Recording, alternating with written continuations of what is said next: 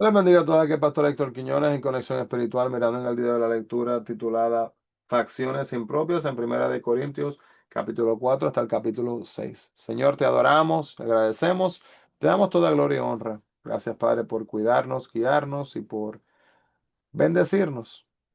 Reconocemos, Señor, que sin ti, ¿qué seríamos?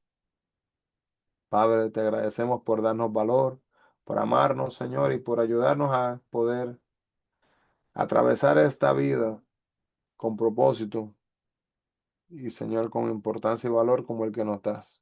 Te adoramos y te pedimos que hables en nuestras vidas en el nombre de Jesús. Amén y amén. Así que hermanos, vemos acá los abusos morales, los abusos legales y lo que era terminando lo que era la cura para las divisiones. Cuenta una historia que dos pastores estaban discutiendo la crítica cada vez más creciente que se hace a la iglesia de Jesucristo. La conversación terminó con una carcajada cuando uno le dijo al otro, si todos los críticos de la iglesia fueran tendidos y ligados por las extremidades, tal vez sería buena idea dejarlos allí. Siempre ha sido más fácil criticar, ¿verdad?, que confrontar o comentar desde afuera en lugar de involucrarse y contribuir a implementar un cambio creativo. La carta firme de Pablo a los Corintios no la constituían 16 capítulos de una lista de críticas y quejas. Más bien, él se preocupó lo suficiente para enfrentar los problemas, sugerir nuevos cursos de acción y aún visitar personalmente la iglesia para motivar e impulsar la disciplina necesaria. Si nos ponemos a meditar, hermanos, en individuos, ¿verdad? Quienes han tenido ciertas preocupaciones, quizás han estado bregando con lo oculto o con situaciones quizás moralmente comprometedoras. Hay personas que quieren que Dios obre en sus vidas, hermanos, y están viviendo vidas pecaminosas y no están dispuestos a alejarse de esta vida, ni a tratar, ni reconocer que lo que están haciendo está mal. La crítica del sabio es más deseada que la aprobación del necio. Dice asimismo el capítulo 4 que Pablo insta a los corintios a considerar a Pedro, Cefas y Apolos no como líderes de distintas facciones, sino como a siervos de los ministerios de Dios, como dice el capítulo 2 versículo 7. El siervo hace lo que su amo le dice que haga, como nosotros tenemos que hacer lo que Dios nos pide que hagamos. Capítulo 4 o 5 es una tentación juzgar a los demás cristianos, evaluándolos si son o no son buenos seguidores de Cristo. Pero solo Dios conoce el corazón de la persona. Y si solo Él tiene el derecho de juzgarnos, pues así hay que entenderlo. La advertencia de Pablo a los corintios también debiera ser para nosotros. Debemos de confrontar a los que pecan, como dice el capítulo 5 del 12 al 13, pero no debemos de juzgar quién es un mejor siervo de Cristo. Cuando usted juzga a alguien, se considera automáticamente mejor y eso es arrogancia. Cuán fácil es sentirnos atraídos por un líder espiritual. Cuando alguien nos ayuda, es natural que le brindemos lealtad. Pero Pablo nos advierte, hermanos, que tengamos cuidado del orgullo que puede originar la división, asimismo en la iglesia, por tener líderes favoritos. Todo verdadero líder espiritual es un representante de Cristo y no tiene nada que ofrecer aparte de lo que Dios le ha hecho. Los corintios se habían dividido en varios grupos. Cada uno seguía a su predicador favorito, Pablo, Apolos, Pedro. Cada grupo manifestaba ser el único poseedor de la verdad y así cayeron en el orgullo espiritual, pero Pablo les dijo que no debían de atarse a ningún predicador en particular, porque eran simplemente humildes servidores que habían sufrido por el mismo mensaje de salvación que hay en Cristo Jesús. Hermanos, es importante entender que ningún predicador tiene un mensaje mayor que el otro. Si el mensaje es Cristo, Cristo es. En los días de Pablo, el ayo, cuando habla del ayo en el capítulo 4:15, era un esclavo que había sido asignado como tutor especial y guardián de un niño.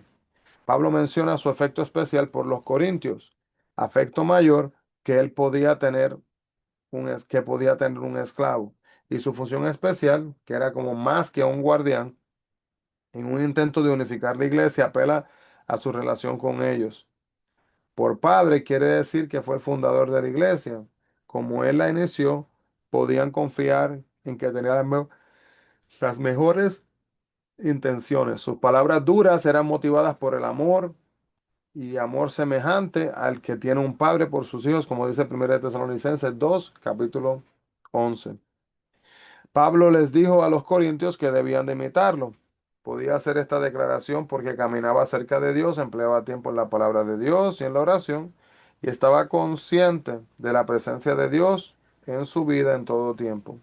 Timoteo había acompañado a Pablo en su segundo viaje misionero, como dice Hechos 16, del 1 al 3, y fue una persona clave en el crecimiento de la iglesia primitiva. Timoteo pudo haber sido portador también de esta carta, pero da la impresión de que llegó un poco después de ella. Algunas personas hablan mucho acerca de su fe, pero no van más allá, solo hablan, ¿verdad? Pueden saber las palabras correctas que deben de usar, pero sus vidas no reflejan el poder de Dios. El capítulo 5 nos muestra que la iglesia debe de disciplinar al pecado fragante entre sus miembros. Esas actitudes pasadas por alto pueden polarizar y paralizar a la iglesia. La corrección, sin embargo, no debe ser vengativa. En cambio, debe de proveer una cura. Había un pecado específico en la iglesia de Corinto, pero los creyentes se rehusaron a enfrentarlo. En este caso, un hombre tenía una relación con su madre o madrastra y los miembros de la iglesia procuraban pasarlo por alto. Pablo les dijo que tenían la responsabilidad de mantener las normas de moralidad halladas en la palabra de Dios, y Dios nos dice que no juzguemos a otros, pero también nos dice que no toleremos pecados fragantes que se oponen a su santidad y que tienen una influencia peligrosa en la vida de los otros creyentes que están en los alrededores también. Cuando en el capítulo 5:5 habla de entregado a Satanás, significa excluirlo de la comunión de los creyentes. Sin el apoyo espiritual de los creyentes, quedaría solo con su pecado y Satanás. Y quizá este vacío motivaría en el arrepentimiento. Para destrucción de la carne, manifiesta el deseo de que la experiencia lo pueda llevar a Dios y destruya su naturaleza pecaminosa con el arrepentimiento. Y cuando dice carne, puede significar su cuerpo físico. Esa traducción puede sugerir que Satanás lo afligiría en lo físico para que no, para que en definitiva esto lo volviera a Dios. Pablo escribía a los que querían ignorar este problema desde la iglesia sin considerar que permitir un pecado conocido en la iglesia afecta a todos sus miembros. Él no esperaba que todos estuvieran sin pecado. Todos los creyentes tienen dificultad con el pecado a diario. Más bien estaba refiriéndose a las personas que planean y pecan deliberadamente y continúan viviendo este estilo de vida sin sentir culpa alguna ni se arrepienten. Este tipo de pecado no puede ser tolerado en la iglesia porque afecta a los demás. Tenemos una responsabilidad con los otros creyentes. Los pecados conocidos, dejados sin corregir, confunden y dividen a la congregación. Al mismo tiempo que los creyentes debieran animarse, orar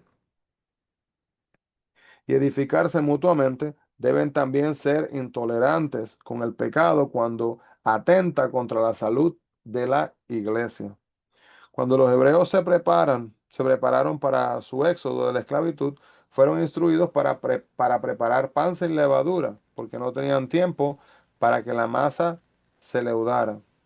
Como la levadura también es un símbolo de pecado, fueron instruidos a sacar toda levadura de sus hogares, como dice Éxodo 12:15 y el 13:7. Cristo es nuestro Cordero Pascual y el sacrificio perfecto por nuestros pecados debido a que nos libró de la esclavitud del pecado. No tenemos que hacer nada con el pecado del pasado. Pablo se refería a una carta anterior dirigida a la iglesia en Corintio, conocida como la epístola extraviada, ya que no fue preservada. Pablo aclara que no debemos de apartarnos de los creyentes. De otra manera no podríamos cumplir con la misión de Cristo que nos encomendó relacionada a la salvación, como dice Mateo 28:18 al 20. La Biblia nos dice firmemente que no debemos de criticar a otros con el chisme o emitiendo juicios temerarios. Al mismo tiempo debemos de juzgar y enfrentar el pecado que puede dañar a otros. Las instrucciones de Pablo no deben ser usadas para solucionar instrucciones para tratar con problemas de pecado público en la iglesia, con el que manifiesta ser cristiana y peca sin remordimiento. La responsabilidad de la iglesia es confrontar y disciplinar a tal personas con amor. En el capítulo 5 también Pablo explica qué hacer con inmoralidad pública en la congregación. En el capítulo 6 se ocupa de cómo la congregación debiera de actuar cuando se presenten problemas de menor importancia entre los creyentes. La sociedad, ¿verdad?, ha fijado un sistema legal por medio del cual los desacuerdos pueden ser resueltos en cortes, pero Pablo dice que los litigios entre cristianos no debieran de ser juzgados en las cortes seculares. Como cristianos tenemos el Espíritu Santo y la mente de Cristo. Entonces, ¿cómo podemos acudir a aquellos que no poseen la sabiduría de Dios? Con todo lo que se nos ha dado como creyentes y el poder que poseeremos en el futuro para juzgar al mundo y los ángeles, debiéramos de poder solucionar nuestros problemas, aún hermanos, entre nosotros mismos.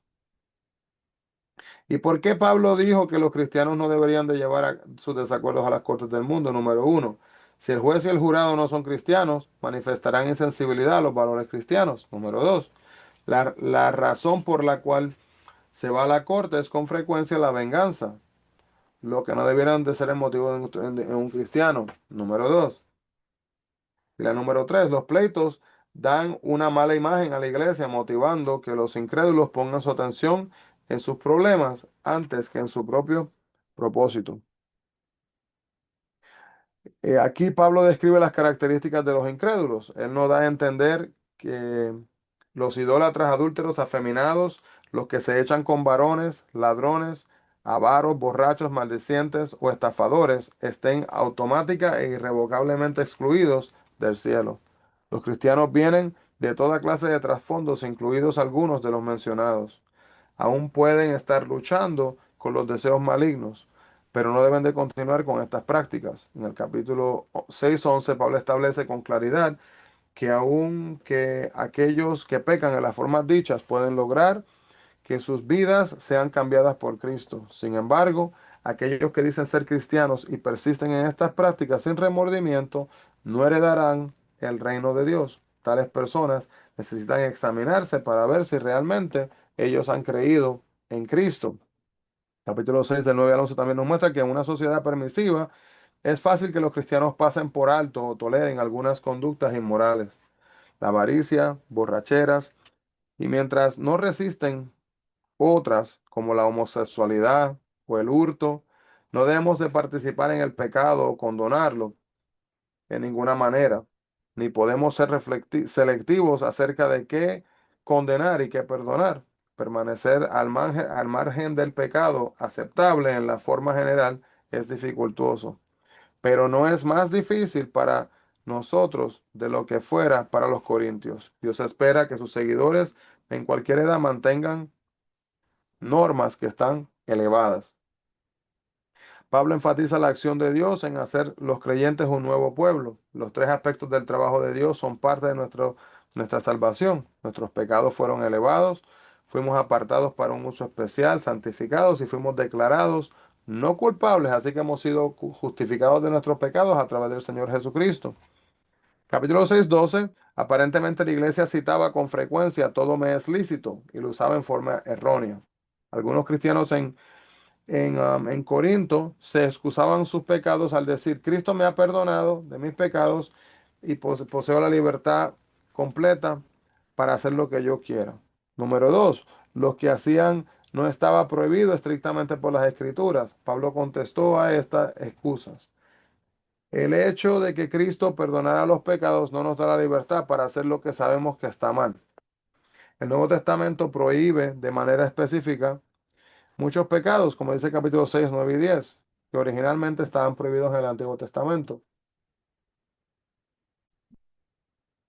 Algunas acciones no son pecaminosas en sí mismas, pero no son apropiadas porque pueden llegar a controlar nuestras vidas y apartarnos de Dios. Y también número 3, cualquier cosa que hagamos que hiera antes que sea ayuda a nosotros es incorrecta.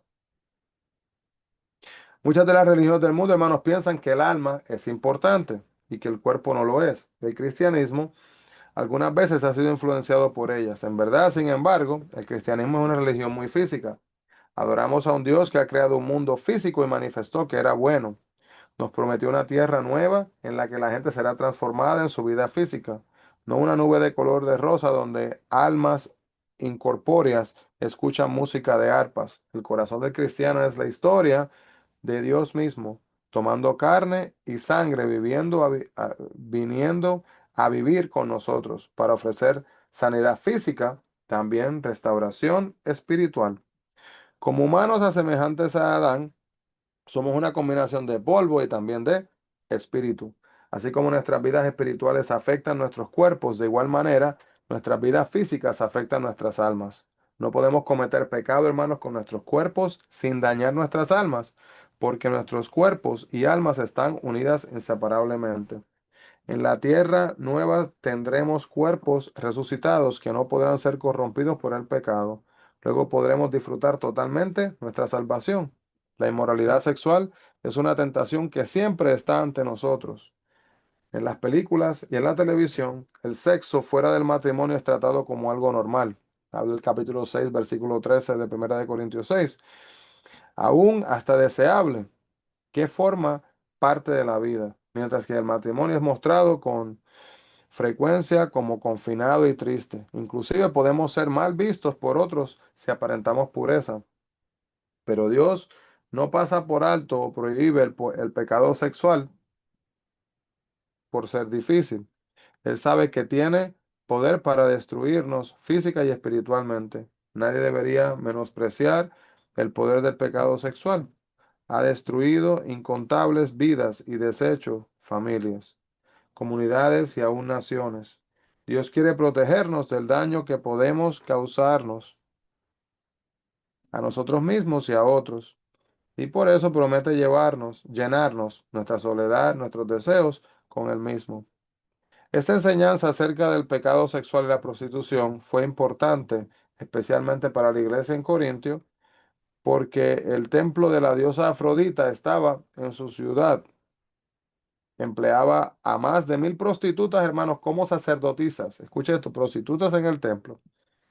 Y el sexo formaba parte del ritual de la adoración. Pablo es claro al decir que los cristianos deben de apartarse del pecado sexual, aunque sea aceptable y popular en la cultura o en la sociedad que vivimos, como podemos ver en el día de hoy. ¿Qué quiere decir Pablo cuando manifiesta que nuestros cuerpos pertenecen a Dios? Muchos dicen que tienen el derecho de hacer con sus cuerpos lo que quieran, aunque piensen que eso es libertad. No son sino esclavos de sus deseos. Cuando decidimos seguir a Cristo, el Espíritu Santo viene en nuestras vidas y vive en nosotros. Por tanto, dejamos de ser dueños nosotros de nuestros cuerpos.